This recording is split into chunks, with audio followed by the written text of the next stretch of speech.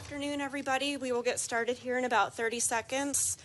Friendly reminder to try to keep our interpreters in the shot for our for accessibility reasons.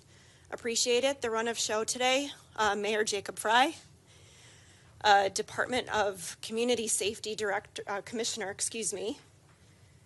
Director of Emergency Management, and a representative with the Minneapolis Police Department. And then we'll take questions after their remarks. Okay? Thank you. CJ, are we all set? Yes, thank you. Thank you.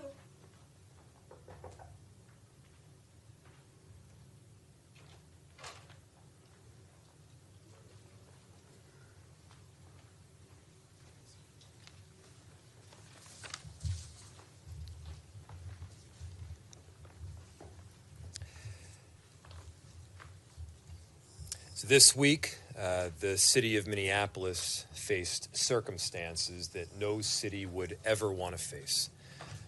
But from fire to police, from neighborhood relations to communications, from emergency management to health, our city showed up. And because of that collective work, lives were saved.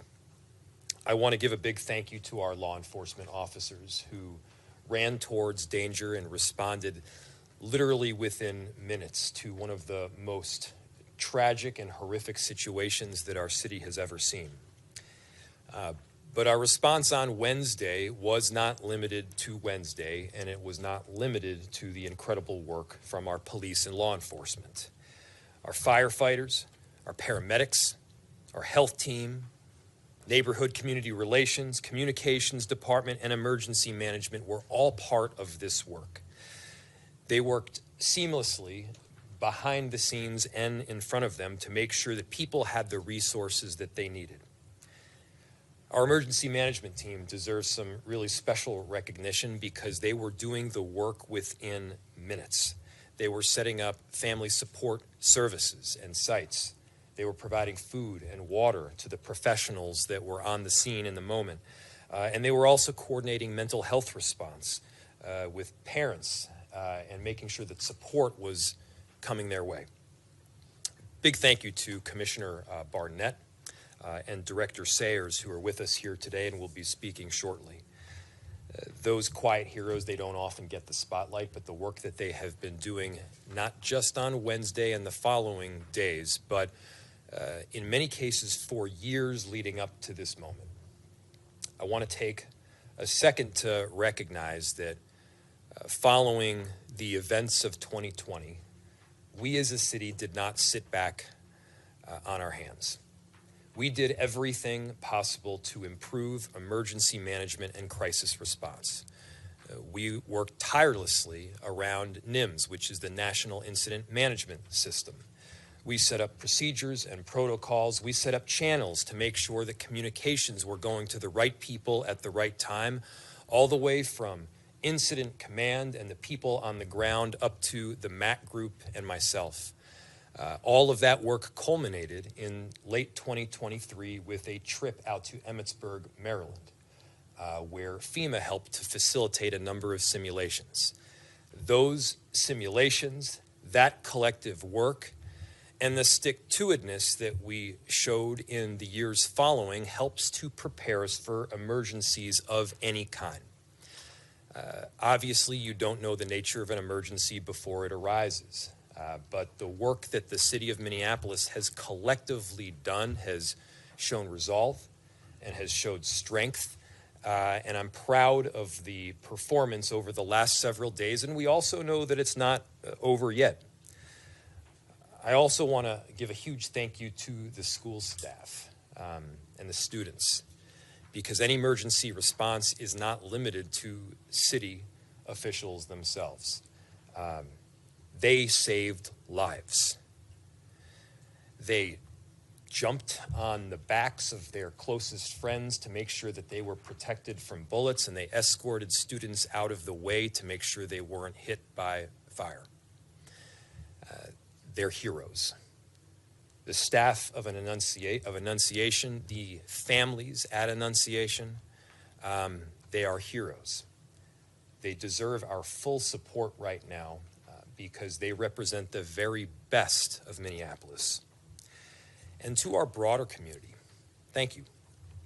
We've seen neighborhoods step up with donations. We've seen neighbors come forward with support. We've seen faith leaders open their doors for comfort, and people have showed so much love to each other during the most tragic of situations. We are a greater Minneapolis family. Annunciation is a huge part of that family. When tough times arise for families, those families stick together. We wrap our arms around each other. And that's exactly the kind of strength and resolve that has been shown over these last several days, and it won't stop. We are united in grief, we're united in action, and we're united in a shared resolve to make sure that we are showing the kind of love that is emblematic of the city that we are. In the coming week, we know there will be a lot of difficult emotions due to school starting on Monday for Minneapolis kids, and we will be there. Our safety teams will support, and we'll make sure that families both are safe and that they feel safe. There is a lot of work to be done. A lot of work is underway. And I also want to just take a moment to thank the press and the media for covering it through these circumstances. It's so critical that we have you to make sure that we're getting these communications out and they're as accurate as possible. So thank you. And with that, I'm proud to turn it over to Commissioner Todd Barnett, who has been so critical to the coordination of these responses. Commissioner. Good afternoon. I'm Todd Barnett, the Commissioner of Community Safety for the City of Minneapolis. Thank you, Mayor. We all know that a lot of folks are hurting from this week's events, but there is comfort, as we see our victims leave the hospital, and also comfort in knowing that there were so many heroic actions taking place this week to save lives. We all know that this could have been a lot worse if not for the heroic actions of the people inside the church and the first responders who ran into the church and to the scene. I specifically want to recognize all of those children who protected their friends from gunfire, and the school and faith leaders who ran into the church and to the scene without worrying about their own safety. Like the mayor said, this reminds us in the face of tragedy that there's strength, there's resilience, there's goodness, and there's love for each other. I want to acknowledge the outstanding coordination and collaboration from all of our city departments, our surrounding cities, the county, the state, and the federal partners, along with our community partners and nonprofit organizations. We cannot thank you enough. This demonstrates the impact that all of us can have when we're working together. Our Emergency Management Director, Rachel Sayre, joined us earlier this year, and I've watched her. She's hit the ground running. She has emphasized the importance of preparedness. She's also emphasized the importance of our response, the recovery process, and learning from incidents. She brings an international experience to responding to emergencies. Her leadership and her team's leadership and response were critical in helping victims and families in the community. Director Sayre has brought a new level of preparedness to our city. Director Sayre, thank you. Thank you, Commissioner. My name is Rachel Sayre, R-A-C-H-E-L, last name S-A-Y-R-E.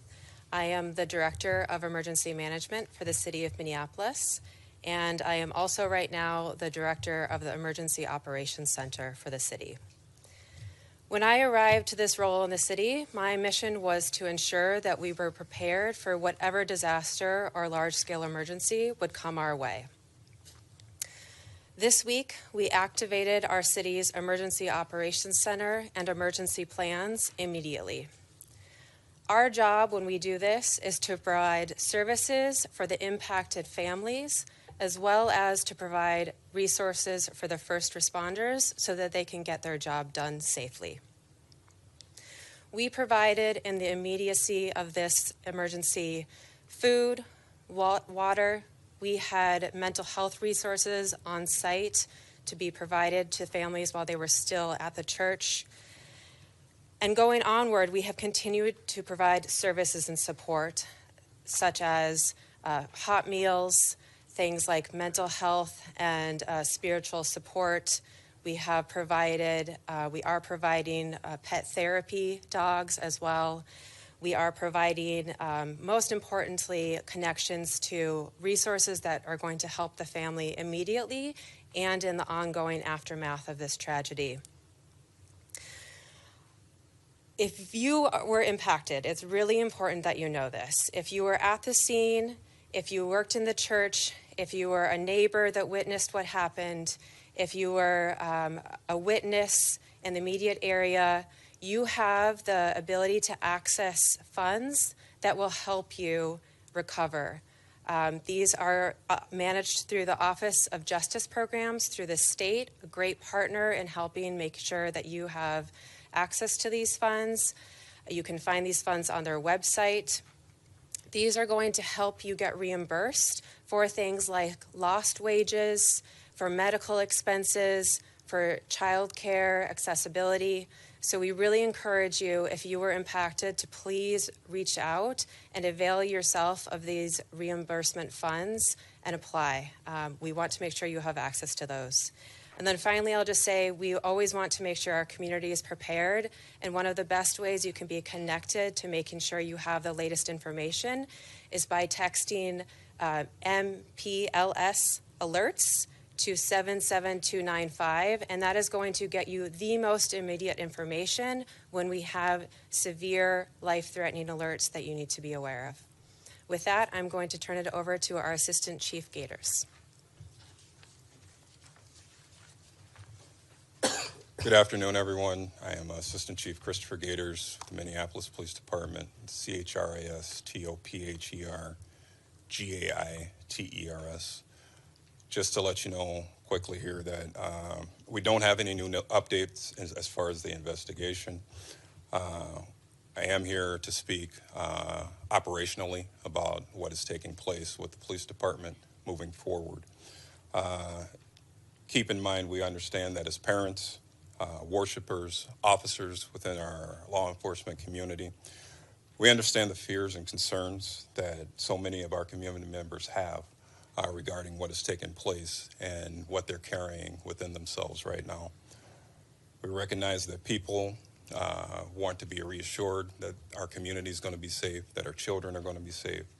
Those visiting and frequenting these facilities such as schools and worship facilities are going to be safe, and we take that very seriously. We're committed to doing everything we can to ensure that our teachers, administrators, along with, more importantly, our children coming back to school and those who are already in school are going to remain safe. We equally are committed to safety, and for those who are attending, we have volunteers within our schools. We have parents who come and volunteer. We have community members who come and volunteer, and we're committed to them and want to reassure them that we are doing everything in our power to make certain that you are safe and that your daily operations will continue as they have in the past, as you expect them to do, with the safety being brought by our police department. The Minneapolis Police Department has implemented round-the-clock extra patrols, which means that typically on the police department, we have officers within districts patrolling areas. However, Chief O'Hara has made it well understood that we and our officers will be patrolling those areas more frequently than we have in the past. So in their downtime, where they will be patrolling facilities of worship, school facilities, and making certain that they're being seen and people are being kept safe. These enhanced patrols will remain in effect through September 5th. However, keep in mind that Chief O'Hara will evaluate information as it comes in and can scale up and adjust these patrols and extra patrols as information comes in. The Minneapolis State Patrol, Department of Natural Resources, and many Hennepin County agencies are also providing extra assistance with extra patrols for our city as far as public safety is concerned, and we are very much so appreciative of that. We cannot do this without our law enforcement partners and our community members.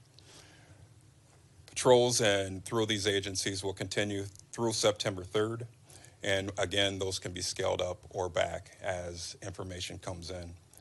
Since August, our patrol operations have been strengthened by additional support from state and county and local law enforcement partners, and we will continue to use them to progress through and work through these challenges that we're facing, but be certain about the fact that we will be here for community and be here for your safety. As far as our residents, please remember we'll always have you in our hearts and in our prayers, and we'll remember that when we're out and engaging and doing our operations, please feel free to come up and speak with us. Our officers are much so willing to engage with community members as they're keeping them safe. We ask everyone to remain vigilant. If you see something, please call. Things that you see out in the community, you're going to see it oftentimes before us. Obviously, we can't be everywhere, although we try, but we realize that with your partnership and community, you're going to see something, please call us, and we'll be right there for you.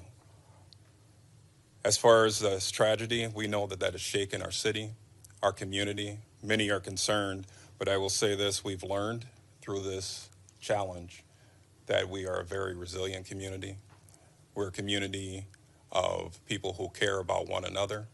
And unfortunately, through these incidents, it tells us time and time again that Minneapolis will remain strong. We will remain vigilant, and we will follow the leadership of our mayor and our chief of police, along with our commissioner, in the efforts of public safety to continue to make you and keep you safe. So please, when you see us out there, know that we're standing strong with you.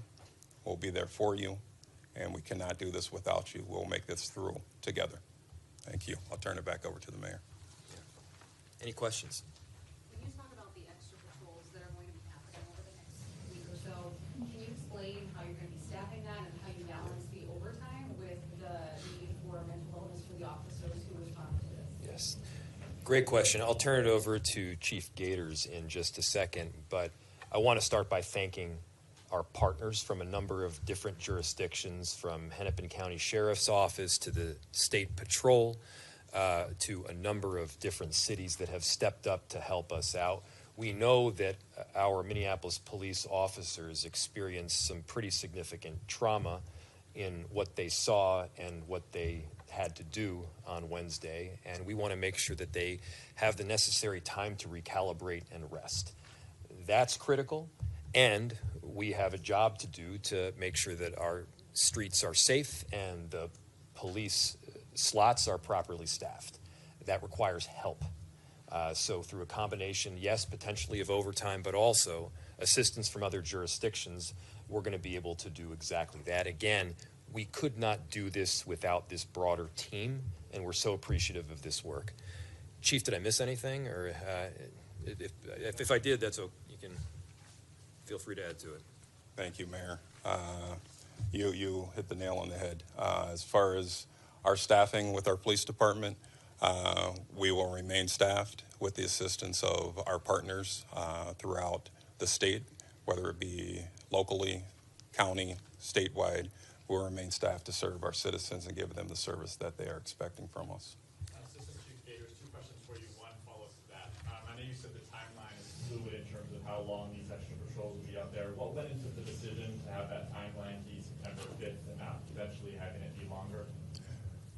Great question. The question was, as far as the staffing, what went into consideration for making a September 5th ending period?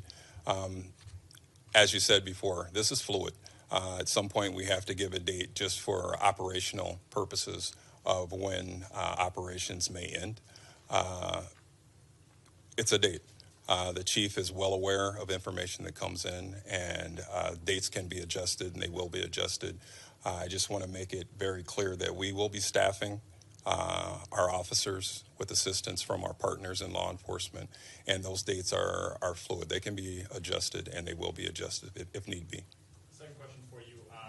On Wednesday, right after the shooting occurred, we saw dogs and officers walking throughout backyards around the neighborhood. Was there ever any sort of explosive device found at the church or around the scene?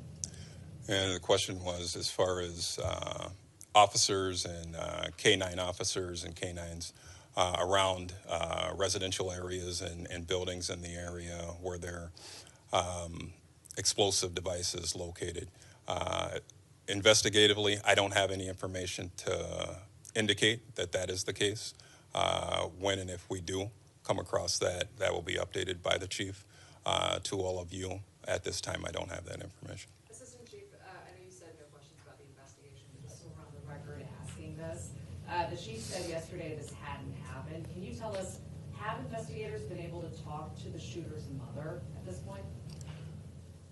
I can tell you this, through working with our partners with the Bureau of Criminal Apprehension of Minnesota, there has been conversation, and I am not at liberty to go any further than that. Can you say whether she's here in Minneapolis or the area? I am not at liberty to go any further than that, but I do appreciate the question. Thank you. I have a question for Director Sayre. How much is in this fund that is available for mental health programs and aid to people who need it? And second part of that is, are there controls in place to keep an eye out for potential fraud, people ripping it off? Yes, so the question was about the fund. The fund's name is the Minnesota Crime Victims Reimbursement Program, and it is run by the state's Office of Justice Programs. So I would completely have to defer to them on all of those questions about the amount and procedures in place. Just wondering, in terms of the quick response that we've heard so much about over the last few days and the changes that you made since 2020 to improve emergency response, can you talk about if there were specific changes that were in effect on Wednesday that helped that quick response? Yeah, before I answer that question, there's a couple of other things I wanted to touch on. From the very earliest moments, we were getting outreach for enabling additional support. The governor very clearly told me that they would be able to provide what resources that we needed, and they have delivered. The sheriff, DeWanna Witt, was also very clear that she was ready to step up and help, and they certainly did. And we're so appreciative of that work and beyond. From city to county to state to federal partners, people truly did step up, and we are very appreciative. You asked what changes have been made. What this is more about than specific changes is practice. And we practiced a whole lot. We practiced the coordination through our national incident management system. We practiced communication channels and how that would work in a time of crisis. We practiced making sure that people understood exactly what their responsibility was, regardless of the events that might occur. And that may sound like a small thing. It's not.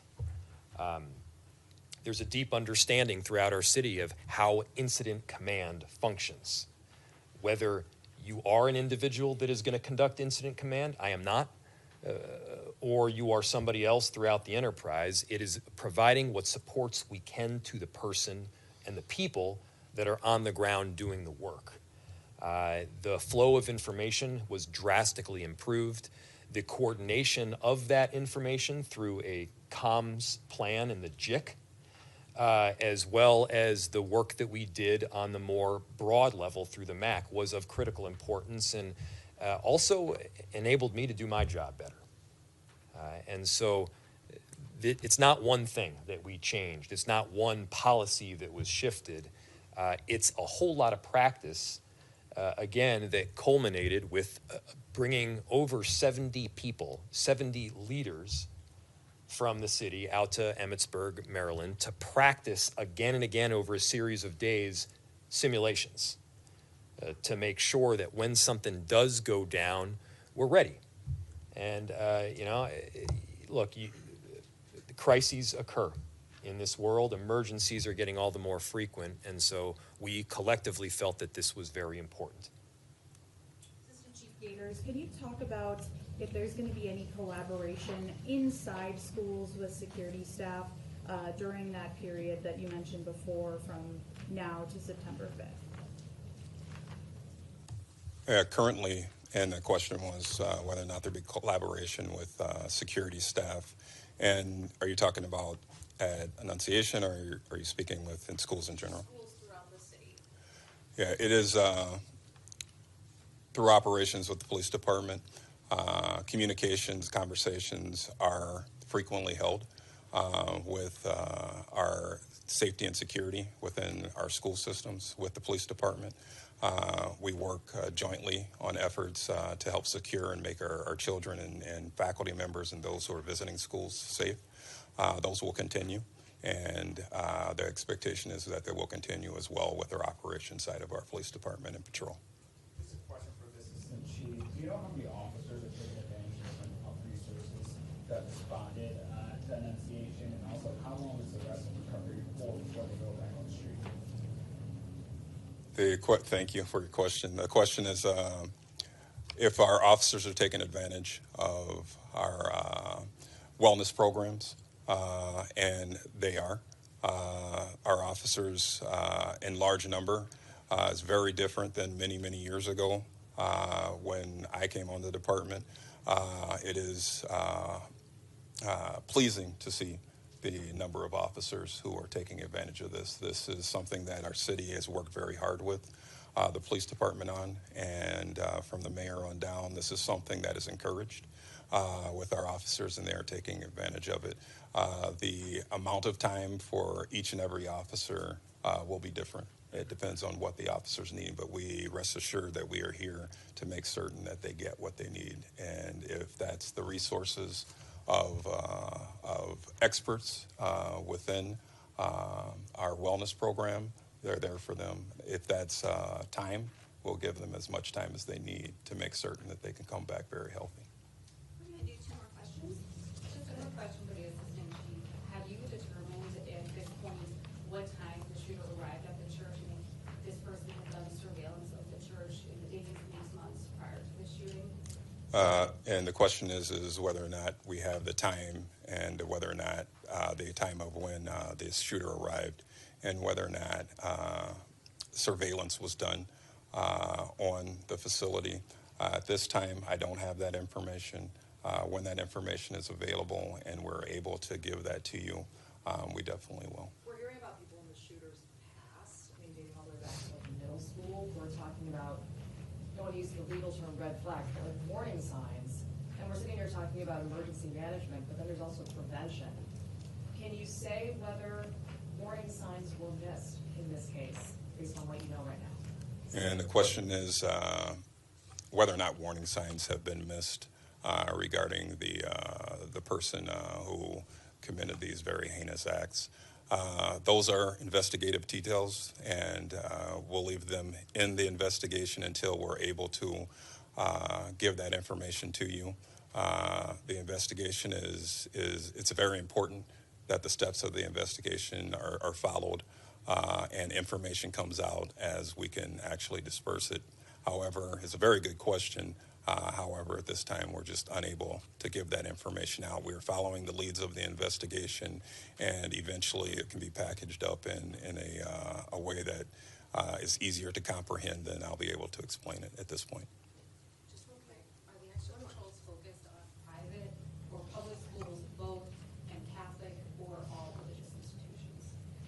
Very good question. The question was whether our extra patrols are focused on all schools and all religious institutions. Yes, all inclusive. any religious facility. We're trying to make certain that we have all of those facilities. And we have a long list of facilities, but we're making certain that we have all of them where within our city that our district officers are able to give extra patrol to, and to our schools as well, private and public. Thanks, everybody.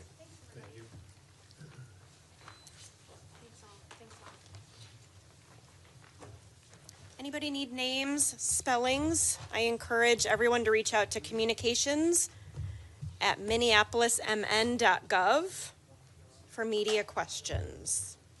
Happy to do spellings.